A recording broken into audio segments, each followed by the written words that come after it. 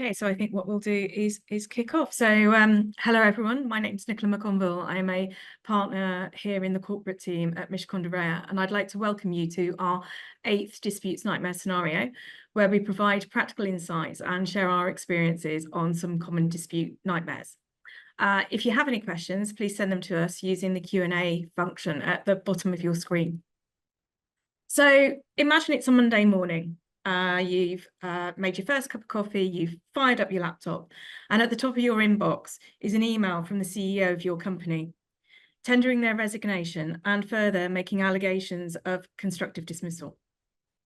The CEO is also the founder of the company. They've built a team, they've led the company through various funding rounds, and their personality and identity are intrinsically linked with that of the company, both internally with employees and externally in the marketplace.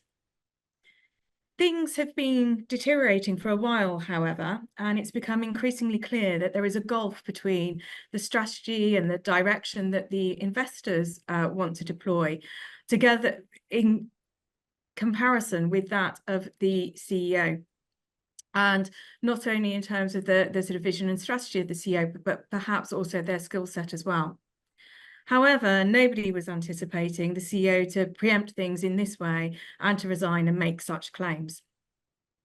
So to help us address what we should do in this situation, we have Peter Ogden, Managing Director of Powers Court, and Kim Wedgwood-Rook, Partner and Head of Startup and Scale-Up Employment Practice here at Mishcon. So Kim, perhaps you would like to introduce yourself, and then we'll come to you, Peter. Sure, thanks very much, Nicola, and welcome everybody. So yeah, to sort of add to Nicola's introduction there. So my role here at Mishcon is to support founders, boards, and the wider collaborators that work with them to help manage their talent strategy here in the UK and globally, and to help manage their employment law risks.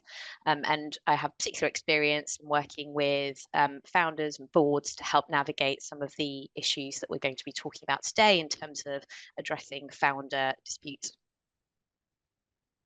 And morning, everyone. So despite the logo behind me, I work at Powers Court. We're a communications consultancy. Thank you for allowing me and inviting me to join this call. As some of you might know, Powers Court, we were once referred to as the city's 4th emergency service, but we've got a bit bigger since then. But the special situations practice, which is one of the 2 practices that I run at Powers Court, encompasses crisis litigation and what we call high-end reputation management. So this is very much integral to what we do. And as we've all discussed, there are a lot of examples that we can think about over the last few years. And yeah, no, I look forward to discussing some of the communications priorities later on in this call. Great. So we've had an email with the resignation, these allegations. Kim, what are the first few things that we should be thinking about? Great, yes, thank you. So I guess looking at it from an employment law perspective, I suppose the first point worth making, and it's not so much a legal point, but it's obviously linked to the fact that, you know, the founder CEO in this instance is an executive, is an employee, so they will hopefully have some kind of employment agreement which sets out that relationship that they have with the company. So I guess as a practical first step is to think about, you know, what are the necessary steps? What do we need to do to sort of ensure that we're protecting the business systems? So think about whether it's appropriate to lock down access immediately to the systems, and who do we need to speak to, IT, related teams, etc., to make sure that there's no ability for, you know, the founder CEO in this context to do any sort of internal damage via our systems. And I suppose in terms of doing that, we need to make sure that we are aligning with what is in the employment contract and what we have within our wider policies within the business as well, just to make sure that we're managing any sort of risk there. So I think the next thing to consider is obviously this, you know, the CEO founder is an employee, and so the claim that they make in this instance of constructive unfair dismissal, we need to think about what are the appropriate things as a business that we need to do to manage that particular claim. And I guess just delving in a little bit of detail to what the claims are that could be made in this context. So we talk about constructive unfair dismissal. In a nutshell, what that is the founder CEO in this context saying effectively what's happened with regards to the sort of misalignment between their views and that of the board, or really any steps that have been taken in the meantime. So for example, changes to roles, changes to job titles, etc., are technically breaches of their employment contract, which are so damaging that it entitles them to resign with immediate effect from their position as an employee of the business. So that's the kind of constructive unfair dismissal component. Obviously, it requires an immediate resignation. But what's the kind of risk profile of those claims? Well, there is a kind of capped liability perspective to such a claim. So normally it's about a year's salary or about 110k, whichever is lower, that a successful claim in constructive unfair dismissal can attract. So typically what we see is that in this context, a founder CEO may well bring other claims into the mix as well. So you may hear allegations of whistleblowing, i.e. the board has done some things that you know the founder CEO says are you know, either unlawful or very damaging to the business. You might have claims of discrimination as well, i.e. that the founder CEO has been mistreated by virtue of a certain characteristic that they have, whether that's age, their nationality, their gender, etc. So these are sort of claims that typically are included within the allegations that are brought, and the reason for that, usually if we're looking at it from a strategic perspective, is that they remove the sort of constraints that a pure constructive unfair dismissal claim would have, which I just mentioned a moment ago. So they're the kind of broad claims we might have here. And what do we need to do with those in the first 24 hours? Well, we need to make sure that we're looking at our contract of employment.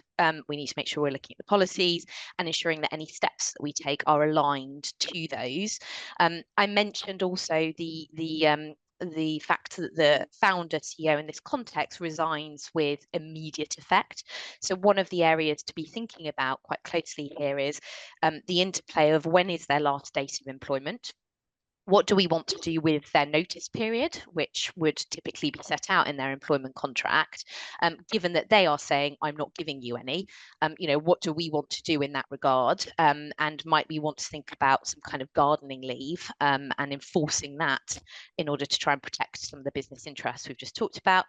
And the final thing to think about from an employment law perspective within that very short time frame is, you know, what damage in a wider context outside of just bringing claims against the company can the founder CEO do with their position of influence, the contacts, you know, and the connections that they have. So really think about the restrictive covenants and what you want to do with those. And typically, founder CEO may be saying, well, because of the breach that I say has happened, the restrictions in the employment contract don't apply anymore.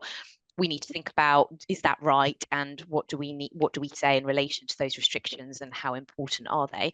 You typically have those in the employment agreement or laid out in the employment agreement, but you may also have those laid out in the shareholders or investment documentation by virtue of that founder CEO's possible secondary hats that they may have in the context of them being a shareholder of the company. And Nicola, maybe you want to kick off on that point.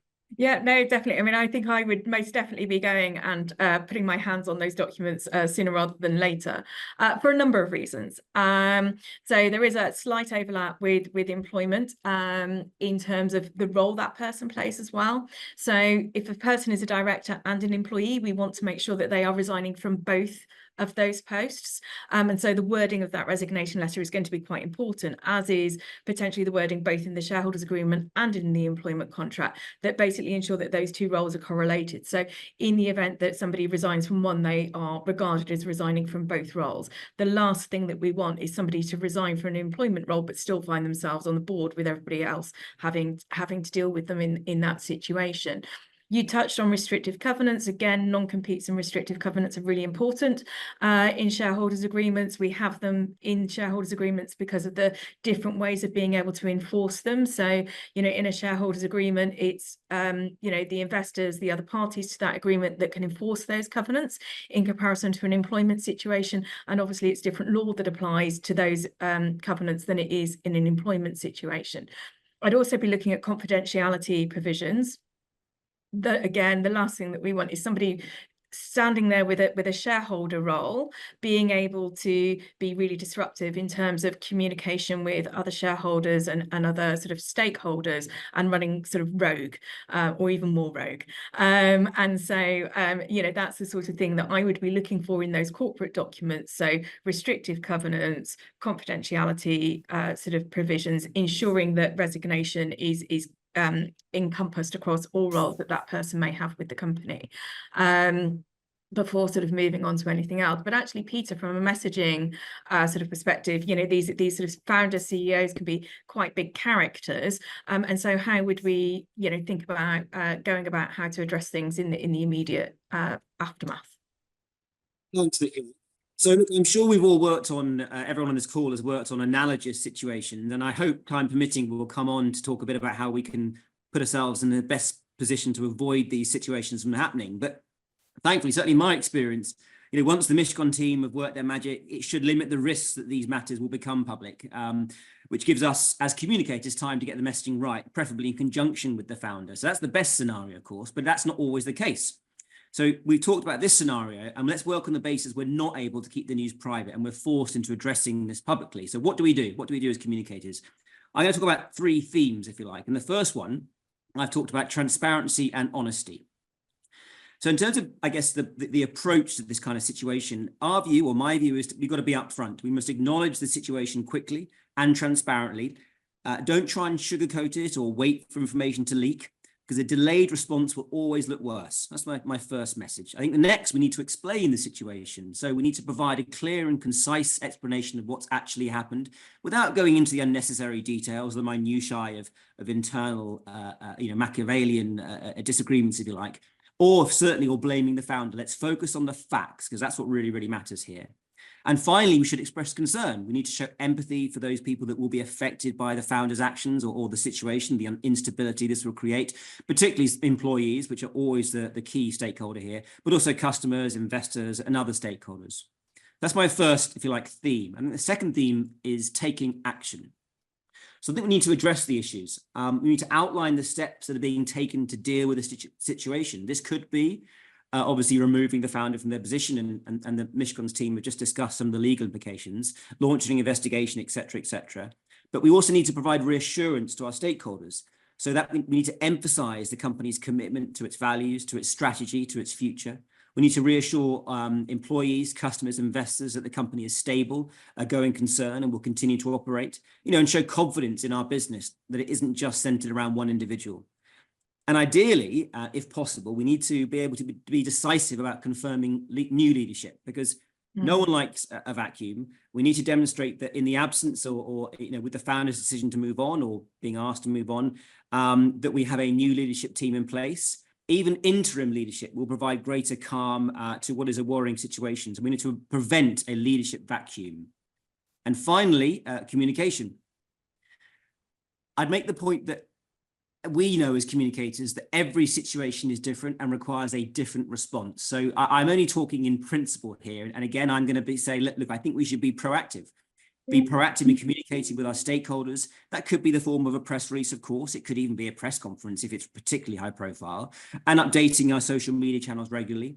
But the main thing here is about controlling the narrative. By being proactive, I would argue you're in a better position to control the narrative and prevent, let's say, the media from spinning the story in a negative light. So we need to emphasize the company. It's not just the founder. Let's shift the focus to the company's work, its mission, the talent inside the company. And of course, when it comes to stakeholders, I mentioned when I first started talking, you know, internal comms is key and will set the tone for the external messaging. I'm sure a lot of us have clients, or perhaps we work in a company, where an internal communication is public almost instantaneously. And as a rule of thumb, I always say to all my clients, whatever we say internally, you have to assume will be leaked. But some companies are more leaky than others. Now, that is a challenge, of course, but it's also an opportunity, because I would argue any internal announcement is basically a press release, because I know it's going to be sent to someone at the Sun or whatever it might be. And it provides us a great opportunity to help control the narrative around a situation. So what we're telling our staff internally has to be consistent with what we want the external message to be. And I'll just conclude with my 4 minutes on what I think is the key objective from a communications perspective on this kind of scenario, and that is to minimize the damage to the company's reputation and restore trust with stakeholders. So I think by being transparent, by taking action, by communicating effectively, we can weather the storm and move forward constructively. Thank you. Thanks for that. So we've talked about some initial sort of first steps. There's then, so this will be an ongoing process. This isn't going to be dealt with in a sort of first few days, particularly with the sorts of allegations that have been made and the process that goes with dealing with somebody in this situation. I know there are obviously, quite emotive journeys, or can be quite emotive journeys, particularly with some, sort of big personalities involved, both in terms of the CEO or indeed perhaps other people on the board. So in terms of moving much more towards the sort of medium term and how we deal with this, I mean, certainly from a corporate perspective, we talked about the sort of shareholder agreements and the articles of association. Key from my perspective in those documents are looking at things like the leaver provisions. So, this person will have different roles in the company, both as an employee, a director, and a shareholder. And I would certainly be looking at the leaver provisions, but obviously the leaver provisions come down to how long somebody has been at the company, but also why they are leaving. And that is often influenced by what happens in the employment context. So, Kim, I wondered whether I could sort of hand over to you to sort of expand on, sort of some of your thoughts about how this might roll out in the sort of slightly sort of medium to longer term. Sure, yeah, no, thank you. So I think, obviously the founder resigns and make these sort of allegations that we covered in a bit of detail earlier. I guess the first point is how will we manage those? And we've kind of taken some initial steps to help manage them, thinking about how do we deal with the resignation, how do we document that, how do we deal with notice, etc. But then we need to think more broadly in terms of how can we protect the company in the best possible way here, in terms of the actions we take now in the short term. So one of those might be, as Peter mentioned, do you want to do some kind of internal investigation here in terms of the allegations that have been raised, notwithstanding the fact that the individual is no longer technically an employee of the business? It's often good practice to consider doing some kind of internal process to demonstrate that you're taking those allegations very seriously and that you are doing something to sort of progress those internally and to address them. It might not necessarily be strictly in accordance with the policies and procedures that obviously only apply to employees who are still employees of the business, but it's definitely something worth thinking about as a next course of action in the shorter term. And obviously slightly more medium to longer term, you need to be thinking about the strategy for any external action that would be taken here. So obviously in this context, the founder CEO may look to bring an employment tribunal claim, and it's worthwhile thinking about, well, strategically, how does the company want to handle that? What's the strategy? What's the next steps to try and put ourselves in the strongest possible position there? And then the other sort of aspect to think about is perhaps more a logistical, practical one, is things like, return of company property, making sure you get, items back that the individual holds and that sort of stuff. So I think they're probably the two sort of more medium-term considerations that we want to have from an employment law perspective. And I think touching on something both of you, I think, mentioned earlier actually is, and I don't know whether this sort of perhaps falls into the first 24 24 hours rather than shorter term, but it's certainly something to keep looking at and evolving. You know, we talked about the communications piece. I think one of the areas that I often see coming up here is how the founder CEO may engage with the stakeholder base, the shareholders, you know, and particularly those who are sort of day-to-day operationally involved with the company, so those on the board and perhaps a bit more widely. So it's really having a strategy around, you know, if the founder CEO goes direct to lots of those individuals, you know, what is it we're going to say, how are we going to say it, and making sure that everybody is consistent across that. And I think it's a point you've made, Peter, but I think it's one that does crop up. So I just thought I would sort of reinforce that point.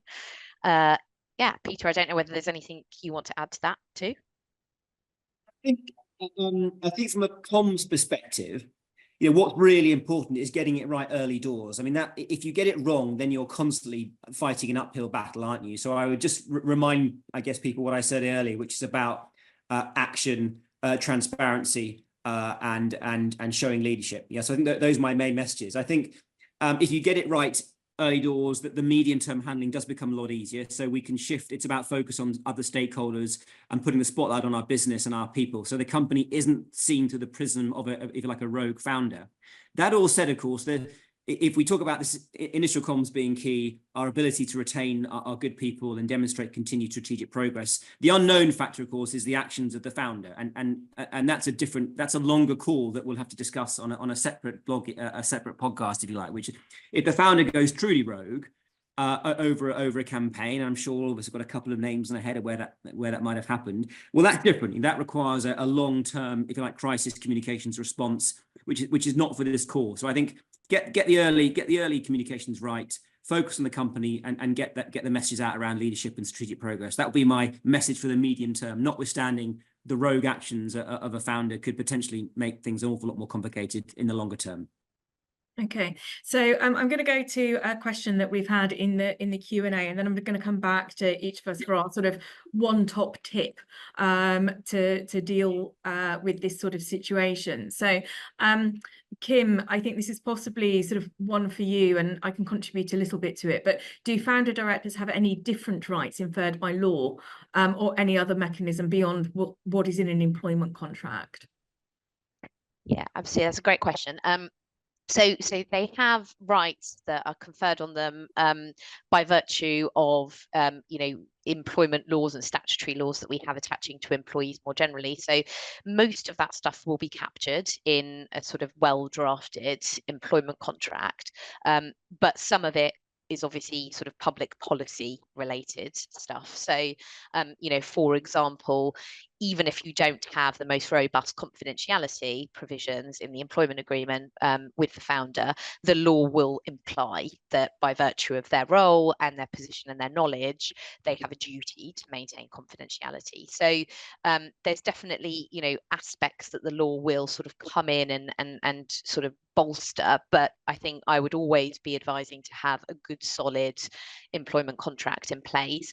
Beyond that, there's not really anything over and above what's in there, and obviously what the founder has by virtue of the employment claims and rights that they're able to bring, that they have in terms of statutory rights. There are other countries around the world where that is the case. You know, just by virtue of being a founder, sort of executive director, you do have some additional conferred rights, whereas we don't necessarily have that here.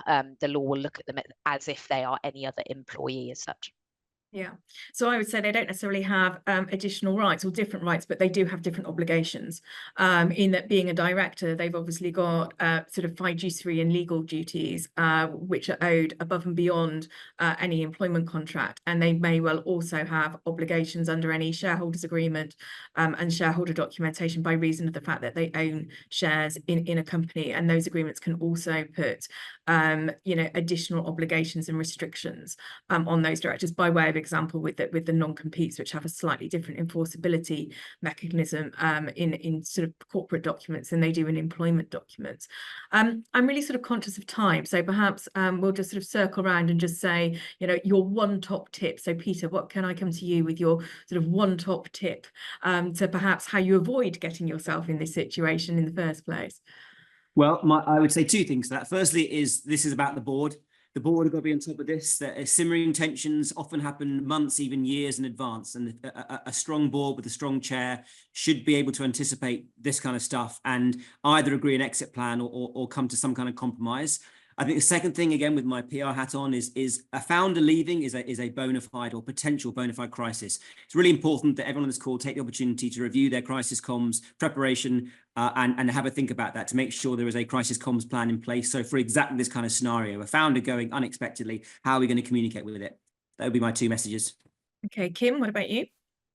Yeah, so I think mine probably sort of kind of similar territory, but make sure that you are prepared as possible for this kind of scenario playing out. So make sure that there's a robust employment contract in place, good policies, a general framework that addresses this potential scenario, and make sure that you're acting in accordance and alignment with that and taking some good advice pretty early on, I would say, because it's rare, as you outlined in your scenario, Nicola, that you're just going to get this call out of the blue or this email out of the blue. There is a lead up to that. So I would certainly be saying get on top of that as early as possible so that we are managing the risks in the right way before it gets to this particular point. And I think I would just sort of add to that in conclusion, which I think we've sort of drawn out through these sort of Q&As and this discussion, is the fact that this person has multiple roles within a company. And so it's ensuring that you have documentation in place and governance in place to be able to deal with that. So you have an employment contract in place. You check whether it deals with the resignation as an employee also being a resignation as a director. You have a shareholder agreement in place and articles of association in place that actually work in conjunction with that employment contract, and also sort of set out scenarios and processes for what's going to happen in this instance. And I think there's a whole sort of parameter of other things that we haven't talked about that would need to be, considered as well. What's going to happen to somebody's options, or sort of their equity incentives. What happens if actually early on in the life of the company they might have invested into the company, so they've also got a sort of an investor hat on as well. What happens to their investment shares, their option shares, and their founder shares? And I think all of that just needs to be sort of swept up, and we haven't even mentioned the tax word as well. But I think we are coming to the end of our time of our flash webinar. But what we will do is, to the extent that we've received some other questions in the Q&A, we're not going to ignore you. We will come back to you and answer those sort of privately to you. But in the meantime, I would just like to thank Kim and Peter for participating, and thank you all for joining.